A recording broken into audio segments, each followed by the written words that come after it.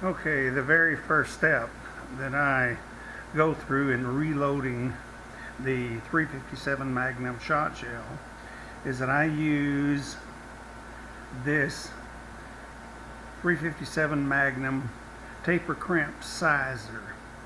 This die, number one, is the first die I use. This second die is a 357 Magnum. It is a neck sizing die. This neck sizing die I really won't need at this point.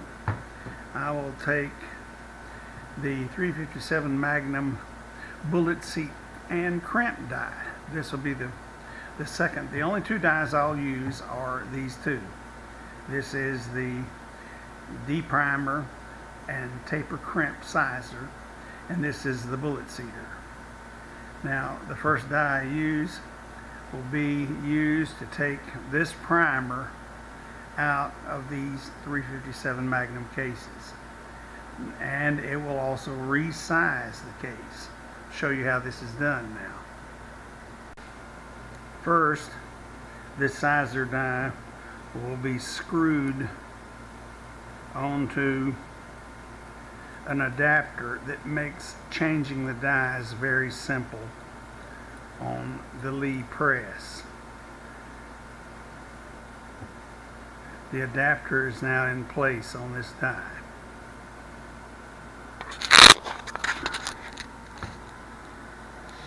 The adapter will now be screwed to place into the Lee press there. It's now ready to go to work. Now the casing is placed into the shell holder, and the press is brought down and brought all the way up in. There she is.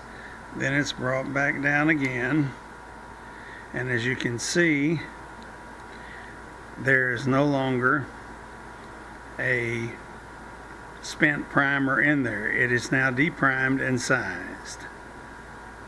Now, the Lee priming hand press has primers in here, and there's a little primer that comes out when you shake it. It just falls into this slot. Take the casing that has the primer removed with the stage 1 die I just used, slide it into the pocket, and then squeeze. And when you do, it comes out, you will have a primer placed inside this shell. The shell is now ready to receive the powder. I am now going to take this 357 Magnum casing that has been primed, filled with the appropriate powder.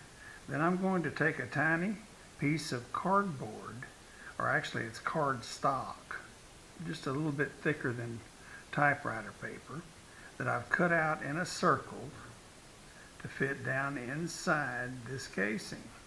I'll push it down like this, and I'll get it going pretty good with my hand.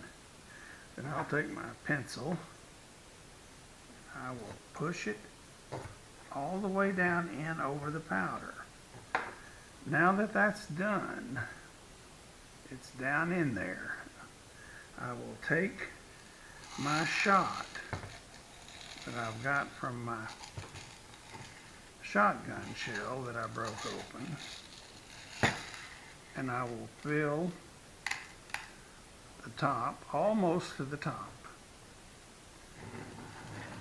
Then I'll take another piece of cardboard that I've cut out in a circle, and I will place it in over the top of this shot. Then I will take my pencil and ram it home. Now notice I've left a little dent right there in the top. I mean a spacing, if you will, between the cardboard and the lip of the casing. Now that is to accommodate a wax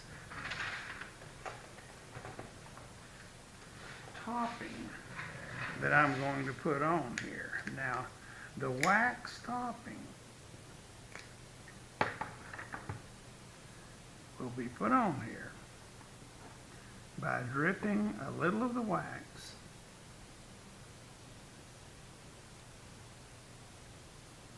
into the casing. That'll do it.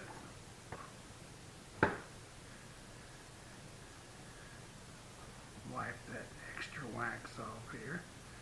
Now that the casing has been primed, it's been filled with powder, it's got a cardboard casing top, or a piece of cardboard over the top of the powder. It's got shot put in it. On top of the shot, it's got another piece of cardboard to keep the shot from running out. And then on top of that, I have put in some wax to cover the top. Once that's done, as you can see here, this makes a beautiful 357 Magnum shot shell. Superior for killing rattlesnakes. These shot shells are very, very difficult to find on the market, and when you can, they're about $1.50 a piece, sometimes more, up to $2 a piece, if you can find them. We can't find them out here in West Texas. CCI is always out, Spear is always out, so I've taken to making my own. At 15 yards, this will shoot nearly through a 55-gallon barrel. They're very, very powerful, very strong, and throw a wonderful pattern. So that is the completed shot shell.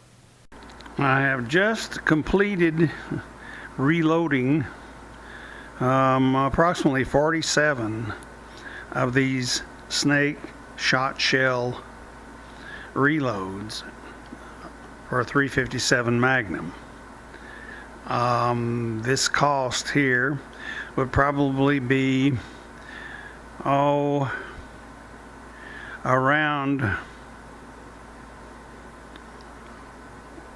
$120 or so, maybe $130 if I tried to buy them on the market, if I could get them.